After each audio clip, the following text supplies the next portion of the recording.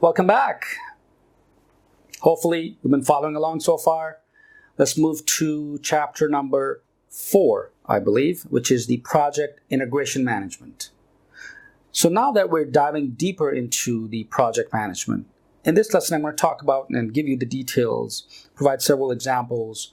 What is the project integration management is all about? So for instance, how do you balance things? How do you tailor your projects? You may be working on several large projects, or they may be small. So how do you actually maneuver and manipulate and tailor your projects accordingly? In other words, resource allocation, communication, and so on. So diving deeper into the integration management, we'll take a look at how to balance competing demands as well as examining alternative approaches within your project. Because remember, project management is dynamic. So it's not static that you just follow a series of structured steps and then you're good. It doesn't work that way, because you're actually communicating with external people, internal communication, and all sorts of things. And more importantly, documentation. That is important. So in your project charter, you define what everything entails for this project. So we're going to talk about in this particular lesson. So let's jump right in and let's learn some more.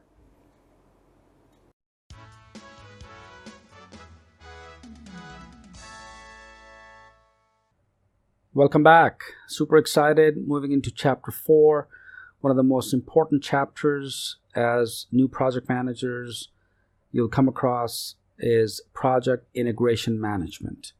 What that essentially means is, how does the actual work begins? What are some of the documents that you need? And as a project manager, certain important documentation that I'm going to cover within the chapter itself. So here's the overview. We're going to talk about within the integration management, which includes the processes and activities to identify, define, combine, unify, and coordinate the various processes and project management activities. So it includes resource allocation, balancing competing demands, examining alternative approaches, tailoring the processes to meet the project objectives, and finally, managing the interdependencies among the project management knowledge areas. So overall, we are going to take a look at step by step the various processes, and importantly, I'll show you the practical documents that I use as a project manager within my own projects. So here, the integration management is specific to project managers. So the area, if you like to reference the PMBOK Sixth guide, you're looking at the 4 chapter, right? So 4.1 through 4.7. So this is the area that we're going to cover. So from developing a project charter, which is 4.1, and then 4.2 is developing project management plan. 3 is direct and manage project work, manage project knowledge, followed by monitor and controlling project work, perform integrated change control, 4.6, and finally 4.7 is close the project or the phase. So this essentially is the entire project life cycle, so to speak, right, in a typical project. Of course, could be a complex project, could entail additional things, but by far, as beginner project managers, this is all you'll come across on smaller scale projects. So the integration management, once again, is specific to project managers, whereas the knowledge areas may be managed by other individuals or specialists, such as the cost accountant could give you the analysis, or the business analyst could give you other areas within your project. The integration management cannot be delegated or transferred because it's specific to project managers.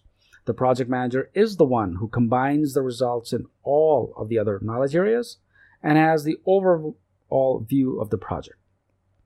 Because of course, ultimately, you are responsible for the project as a whole, and you're held accountable for all delays, for higher costs, and so on.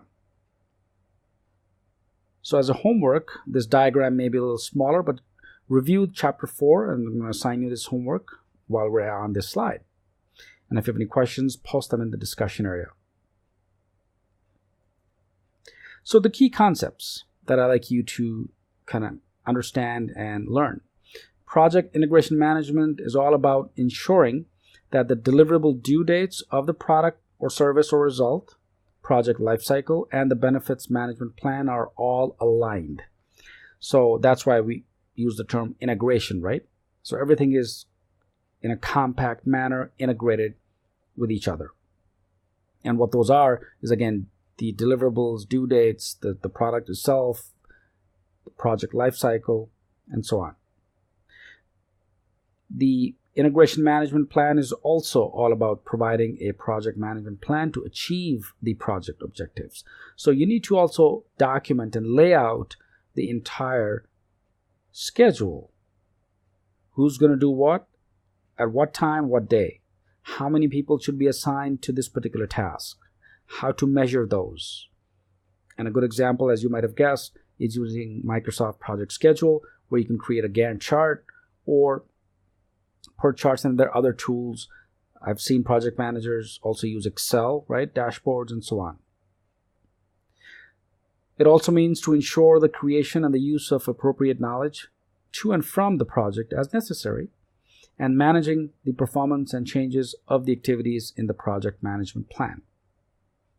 So here, once again, the integration management entails the creation of the plan itself. Additional key concepts that you need to also know is that making integrated decisions regarding key changes will impact the project. So it could delay the deadlines, or you have to move the time further because of some unforeseen cases, or because of certain decisions made by either by the client side or from within your organization. Measuring and monitoring the project's progress, and then taking actions so that you can meet your desired objectives. Collecting data on the results achieved. And in my experience, that's rare, because we do get lessons learned, documentation at place when we close the project, yes, but typically project managers do not maintain a regular data feedback that you obtain from your internal teams or the client side. So collecting data on the results achieved is good. Analyzing data to obtain information and communicating this to the senior management or to your boss. Completing all the work of the project and formally closing it out at each phase, contract and project as a whole, and then managing phase transitions when necessary. So these are the key concepts regarding the integration management. Next, let's get into the project charter, what that is. So think of charter before I actually read through the slide. You can read it yourself also. But project charter is something that is given as an approval to the project manager. Okay? So it's simply a process of developing a document that formally authorizes, right, the project manager that, hey, here's a project, you ready to go. The key benefits of this process are that it provides a direct link between the project and the strategic objectives of the company, of the organization, and also creates a formal record of the project. So you know the document will be signed, dated, and so on. So developing a project charter, again, is, I would say, the second step, okay? But in the real world, in practical terms, you have something called a SOW, which is the statement of work. Remember, in our earlier lectures, I talked about the fact that you first have to reach out to a client, right? And they have to tell you what the project is all about, what the project would entail, the processes, and what the client really wants to develop, and so on. And that's all maintained and created in the statement of work, which is called the SOW, which actually is part of the integration management documentation. But I'm going to talk about project charter first, and then we also take a look at both of these documents. I'm going to show you both documents, the project charter as well as the statement of work. But before I actually show you the documents, just quickly run through the concept here. Develop a project charter Dataflow diagram. So everything flows out from the charter, right? Because once you are authorized, now you're as a project manager, you're authorized. So from here, for example, 4.1, which is the gray box in the middle, develop project charter. Notice on the top, you'll see 4.2, which is develop a project management plan. So of course you need to develop a plan, and then you follow across. Similarly, based on the charter, you will do other activities like plan scope management, which is 5.1. 5.2 is collect requirements, define scope, plan schedule management, cost, quality, resource management, and at the bottom you'll notice you'll have section 10, 11, 12, and 13. So this is the entire framework, so to speak, starting from the project charter. So as a homework, instead of me explaining each and every detail, fairly self-explanatory, as your homework number 2 for this lesson, just going to go through this, ask questions, post them in the discussion area. I'll be happy and delighted to talk about those further if you have any questions. But just give you an idea of everything starts from the project charter. So project as is feasible, preferably while the project charter is being developed and always prior to the start of planning. And the charter itself is not considered to be a contract, right? It's something given to the project manager. So here, when we get into after the charter, you have to come across and create the project management plan, which is simply the process of defining, preparing, and then laying out all the tasks on the plan itself, all the components, like I said, who's going to do what, how many team members will be assigned to a particular task, the quality assurance team members, the developers, and so on. And all of that forms into an integrated project management plan. So the inputs are listed, tools and techniques are also provided, and then of course the output, you'll get the plan itself. And I'll also show you the actual full-blown made out plan that I actually used in one of my projects, so you understand how Microsoft project lays out the entire plan and how I've created the tasks and then the dependencies as well. So here we're going to break down and develop project management plan, the Dataflow diagram, which we earlier saw. It's the same thing, but it only lists the development of the project management plan itself. So which includes the charter, details from the project charter, output from other processes, and then enterprise organization part of that as well. Developing the management plan, tools and techniques. You need expert judgment. Expertise should be considered from individuals or groups with specialized knowledge of or training.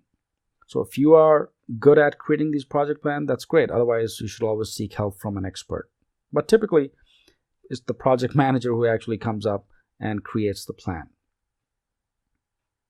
The only aspect in the plan that you require help with is maybe the work breakdown structures that I'm going to talk about a little later as well, where you get all the time frames from the development team or the QA team and so on. Similarly, data gathering, brainstorming, checklists, focus group interviews, and interpersonal and team skills, such as conflict management resolution, facilitation, meetings, times, how many days you want meetings, and so on. All of that is part of the tools and techniques that you can use as a project manager within the development plan. All right, finally, the project plan and documents. So it's a good chart. On the left side, you'll notice under the project management plan, 1 to 18, right? So you have the scope management plan, the requirements, schedule, cost, quality, resource, all the way down to development approach.